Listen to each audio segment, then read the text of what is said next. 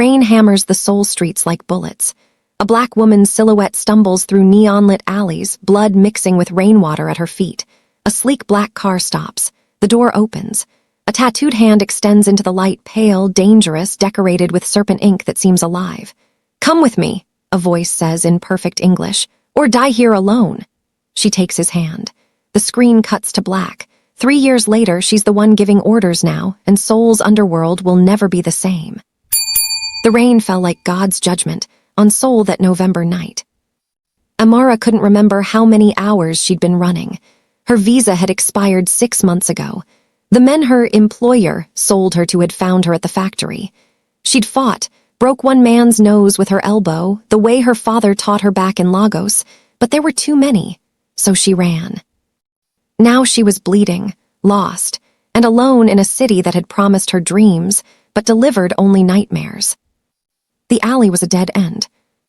She pressed her back against the wet brick wall, her breath coming in ragged gasps that misted in the cold air. Her yellow dress, the one she'd worn to her interview that morning, so naive, so stupid, clung to her dark skin, torn at the shoulder. Blood dripped from a gash on her arm where she'd crashed through a glass door. Footsteps, shouting in Korean, flashlight beams cutting through the rain like searchlights. This was how she would die, 23 years old, alone, in a country that would never claim her body. Then an engine's purr, low and expensive. Headlights flooded the alley's entrance, freezing the men chasing her like insects caught in amber. A black Mercedes, tinted windows, silent as a predator. The driver's door opened. A man stepped out, and even through her terror, Amara noticed everything about him. The way he moved like water, the dragon tattoo that coiled up his neck from beneath his black turtleneck, the silver rings on his fingers that caught the light like knives. His face was sharp angles and cold beauty, high cheekbones, fox-like eyes, and a scar that traced from his temple to his jaw like someone had tried to erase him and failed. He couldn't have been older than 30. He looked like a fallen angel. "Leave," he said in Korean to the men. His voice was quiet. That made it more terrifying. The men hesitated. One of them, the leader, fat and sweating despite the cold, stepped forward. "This is none of your business, Min Yoongi SSI. The girl belongs to." "I don't care whose property you think she is." Yoongi's eyes never blinked. "I'm making her mine. Leave. I won't ask again." The fat man's hand moved toward his jacket. He never reached his weapon. Yoongi moved so fast Amara barely saw it. A flash of silver, a spray of red, and the fat man was on his knees, clutching a hand that no longer had all its fingers. His screams echoed off the alley walls. "Next person who moves dies," Yoongi said calmly, wiping blood from his blade with a silk handkerchief. "I have a meeting in 20 minutes. I'd prefer not to be late."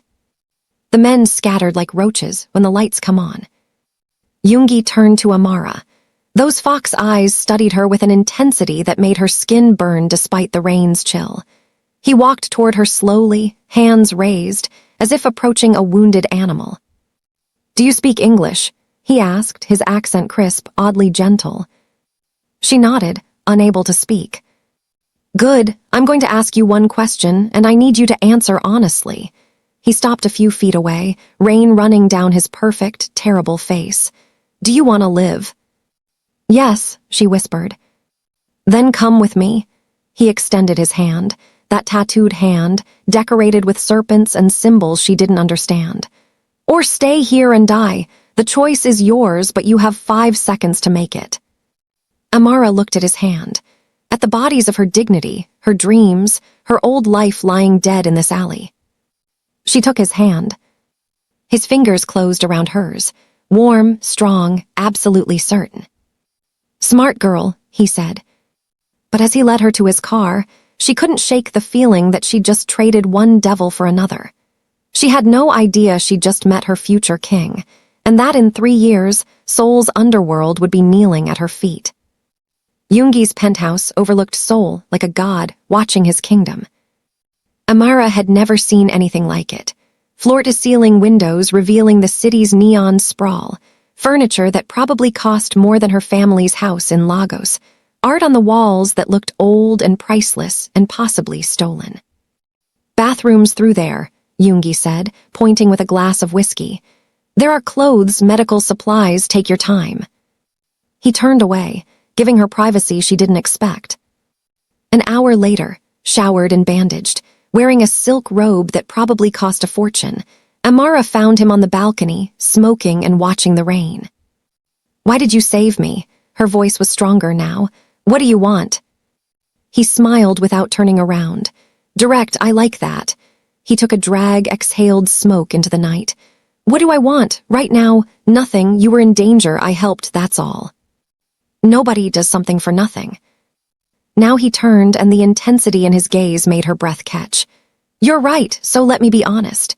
He moved closer, and she smelled expensive cologne mixed with rain and smoke. I'm not a good man, Amara. I kill people. I steal. I control things that would horrify you, but I have one rule, one single rule I don't break. What rule? I don't allow slavery, human trafficking, the trade in flesh. His jaw clenched. The men who had you work for someone who breaks my rule, so now they'll learn what happens when you disrespect my territory. Your territory, she whispered. Who are you? In the daylight, I'm Min Yoongi, CEO of Silver Dragon Enterprises. Import-export, perfectly legitimate. His smile was wolfish. In the dark, I'm something else entirely. Amara should have been terrified. Instead, she felt something else stirring. Curiosity, attraction, a strange sense that fate had just reshuffled her entire deck. What happens now? She asked. You rest, heal. When you're ready, we'll talk about your future. He stubbed out his cigarette. You can stay as long as you need. No expectations, no debts.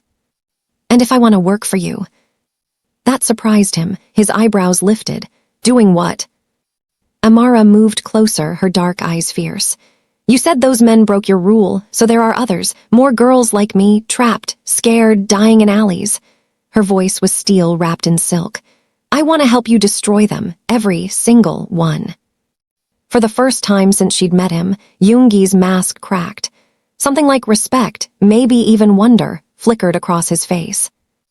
You're either very brave or very crazy, he said softly. Maybe both. He studied her for a long moment, then extended his hand again, just like in the alley. But this time it meant something different. A partnership, a promise, a dangerous beginning. Welcome to the Underworld, Amara. I hope you're ready for what comes next. She took his hand and felt electricity race up her arm. Neither of them knew that this handshake would change everything, that the African girl he saved would soon become his queen, his equal, his greatest weapon, and the woman who would make the entire Korean underworld tremble. 6 months later, Amara was unrecognizable. She'd learned Korean, not just learned it, but mastered it, the way she mastered everything Yoongi threw at her. She studied his organization like a doctoral thesis. The money flows, the power structures, the delicate web of alliances and betrayals that kept Seoul's underground economy running. But more than that, she'd learned to fight. Again, Yoongi's trainer barked in Korean. Faster. Amara's fist connected with the punching bag so hard it swung wild. Sweat poured down her face, her muscles screaming, but she didn't stop. Couldn't stop. Every punch was for every girl still trapped in those factories. Every kick was for her old, broken self. Yoongi watched from the shadows of the gym, his eyes never leaving her. She'd become magnificent, all lean muscle and focused fury, her natural beauty now weaponized, her mind sharp as any blade he owned. She wore designer clothes like armor now, moved through his world with confidence that turned heads and stopped conversations. But it was more than that. Something else had grown between them in these months, something neither of them acknowledged, but both felt burning in every glance, every accidental touch, every late-night planning session where they sat too close and talked until dawn. Enough, Yoongi finally called out. We need to talk. Amara grabbed a towel, her chest heaving. What's wrong? Nothing's wrong, everything's right, too right. He moved into the light, his expression unreadable. I have a job for you, a real one, not training, not observation. Her pulse quickened. What kind of job? There's a man, Park. He runs 3 trafficking rings in Itaewon. I've been planning his downfall for months, but he's careful, paranoid, doesn't trust anyone. Yoongi's eyes glittered dangerously. Except he has a weakness. He likes beautiful, exotic women, women who look like they need saving. Amara understood immediately. You want me to get close to him? Only if you're ready. This isn't training anymore. This is real. If he suspects you, if he discovers who you are. Yoongi's voice cracked, just slightly, revealing something underneath. I can't protect you in there. She stepped closer to him, close enough to feel the heat radiating off his body. I'm ready. This is what I've been training for. Amara, he reached out, his hand hovering near her face but not quite touching. If something happened to you, Don't, she whispered. Don't say it, not yet. The air between them crackled with everything unsaid. 6 months of late nights and shared danger and growing feelings neither could afford to acknowledge. Finally, Yoongi stepped back, rebuilding his walls. The operation starts Friday. I'll brief you tomorrow on the details. I won't let you down. I know. He turned to leave, then stopped. Amara, you're not that scared girl in the alley anymore. You're a goddamn warrior. Never forget that. But as Friday approached, neither of them knew that this operation would explode everything. That Amara would face a choice between revenge and mercy, that Yoongi's carefully controlled heart would finally crack open, and that Seoul's underworld was about to meet its new queen. Park's club was called Paradise, which Amara found darkly ironic. She entered wearing a golden dress that hugged every curve, her natural hair styled in elegant braids adorned with gold thread, her dark skin glowing under the purple lights. Every eye in the club turned to watch her, including Park's. He was exactly as disgusting as she'd imagined, 50-something, expensive suit straining over his belly, eyes that crawled over her like insects. He sent his men to bring her to his VIP section within minutes. You're new, he said in Korean, his smile oily. I would remember a beauty like you. I just moved here, Amara replied, her Korean flawless, her accent carefully crafted to sound vulnerable. From Nigeria, I'm looking for work. The trap was set. Park took the bait like a starving fish. Over the next 2 hours, Amara played her role perfectly.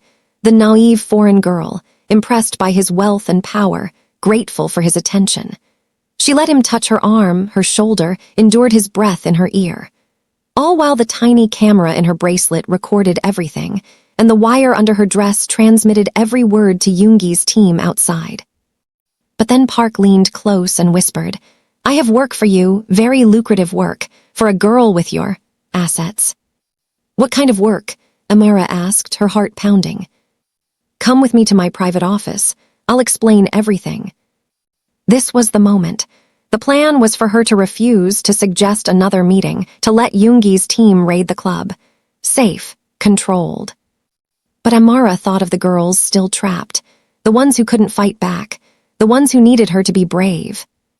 She stood up. Show me. No, Yoongi's voice crackled in her hidden earpiece. Amara, abort. That's an order. Abort. She touched her ear as if adjusting her hair, shutting off the connection. Park led her through the club, into a back hallway, downstairs that smelled like fear and despair. Every instinct screamed at her to run, but she kept walking, her face calm, her heart a war drum. They reached a door. Park opened it. Inside, Amara saw what she'd known she'd find but hoped she wouldn't: cages. Girls. Some Korean, some Southeast Asian, some African. Their eyes were dead things. This is my real business, Park said, mistaking her frozen silence for awe. Profitable, discreet, and I'm always looking for new merchandise. You'd fetch a high price, but... He grabbed her arm suddenly, his grip painful. You're wearing a wire, aren't you, bitch? Amara moved on pure instinct, the training taking over. She twisted out of his grip, her elbow slamming into his throat. As he gasped, she drove her knee into his groin, then grabbed his head and slammed it against the metal door. Park collapsed. Alarms started screaming.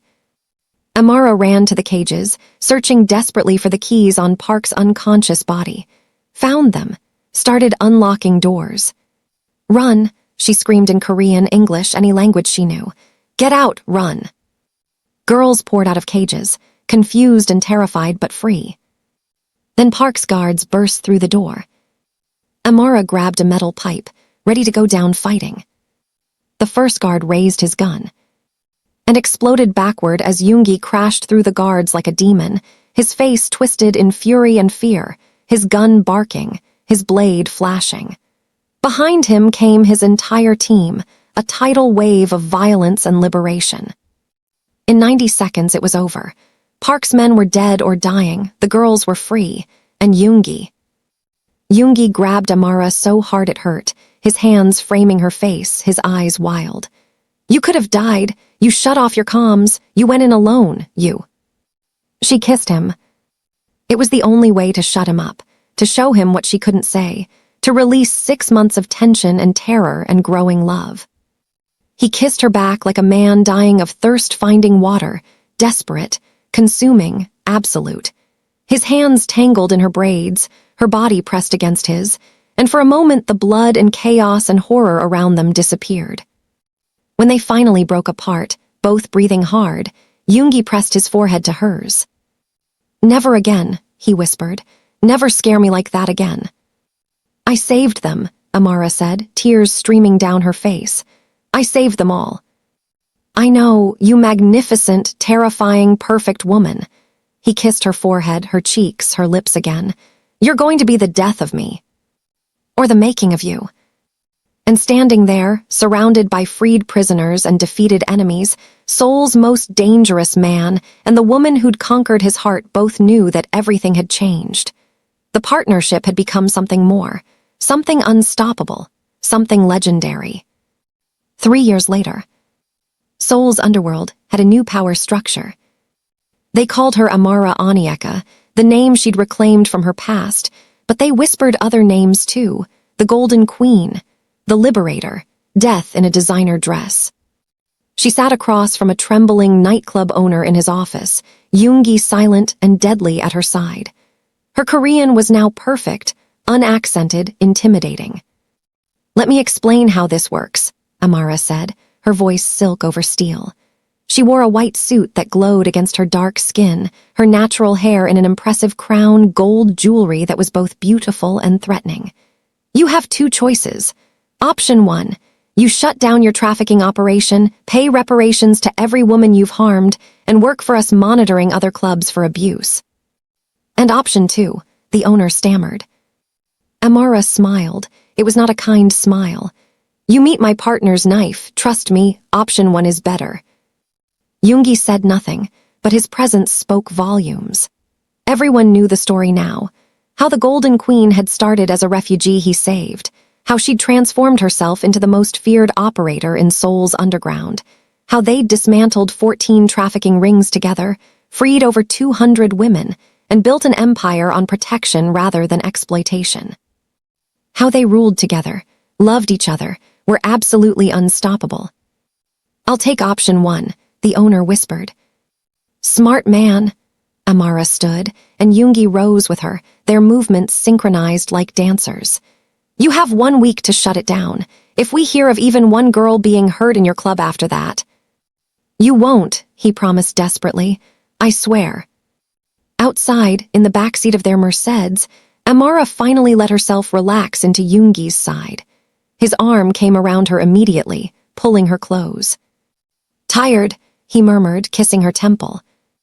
Exhausted, but satisfied. She looked up at him, at this beautiful, dangerous man who'd saved her life and let her save his soul.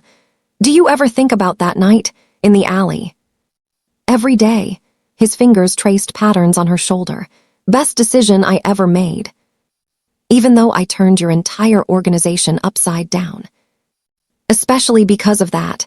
He tilted her chin up, his eyes soft in a way they only were with her. You didn't just change my organization, Amara. You changed me, made me remember why I started this, why I built this power. Not for money, not for control, but to protect people who couldn't protect themselves. We protect each other now, she said simply. Yes, he kissed her, slow and deep and full of promise. My queen, my partner, my everything. Later, in their penthouse overlooking the city they now ruled together, Amara stood at the window where Yoongi had stood that first night. Seoul glittered below her, no longer a city of nightmares, but a kingdom she'd conquered. Yoongi's arms wrapped around her from behind, his chin on her shoulder. "No regrets?" he asked softly. She thought of the girl in the yellow dress, bleeding and terrified in an alley. Thought of every woman they'd saved, every operation they'd destroyed, every moment of danger and triumph and love they'd shared. "Not a single one," Amara said, turning in his arms to kiss him. "You saved me from the street, but I saved us both from what we might have become. We built something better, something that matters." "A kingdom built on justice instead of exploitation," Yoongi agreed. "Who would have thought?" "The girl in the alley," Amara whispered. "She knew. The moment I took your hand, I knew my life was about to become extraordinary." And as they stood together, Seoul's most unlikely and most powerful couple, the city below them transformed. Because sometimes salvation comes from the most unexpected places. Sometimes love blooms in the darkest alleys. Sometimes the girl who had nothing becomes the queen who changes everything. Sometimes the hand you take in your darkest moment becomes the hand you hold while conquering the world. 6 months later, Amara stands in front of a group of 30 women, rescued, recovering, being trained. Some are Korean. Some are from Southeast Asia, Africa, Eastern Europe. All of them are survivors. "I was you once," she tells them in Korean, then repeats it in English, then Pidgin. "Scared, alone, certain I would die in an alley in a city that didn't care if I lived or died." She gestures to Yoongi, standing in the shadows, watching her with pride and love. "Someone gave me a choice, a chance, and I took it, not because it was safe, but because I decided I was worth saving, that I was worth fighting for, that my life meant something." The women stare at her, this powerful, beautiful, terrifying queen in her golden dress and natural crown. "You are all worth saving, worth fighting for. Your lives mean something. And if you want it, if you're brave enough to reach out and take it, we'll give you the same thing that I was given." She extends her hand, just like Yoongi did in that alley. A choice, a chance, a future. Every woman in that room takes her hand. And Seoul's Underworld trembles a little more. Because the African girl who was supposed to die in an alley now rules a kingdom. Because the man who saved her found his salvation in return. Because sometimes the greatest love stories are written in blood and justice and the courage to take someone's hand in the darkness. Because Amara Onyeka, the Golden Queen, proves every single day that you're not defined by your worst moment. You're defined by what you build after you survive it. Your darkest moment is not your ending. It's the beginning of your most powerful chapter. Sometimes salvation wears a dangerous face. Sometimes love is born in alleys and crowned in kingdoms. Sometimes the hand that saves you is the one you'll hold while changing the world. Be brave enough to take it.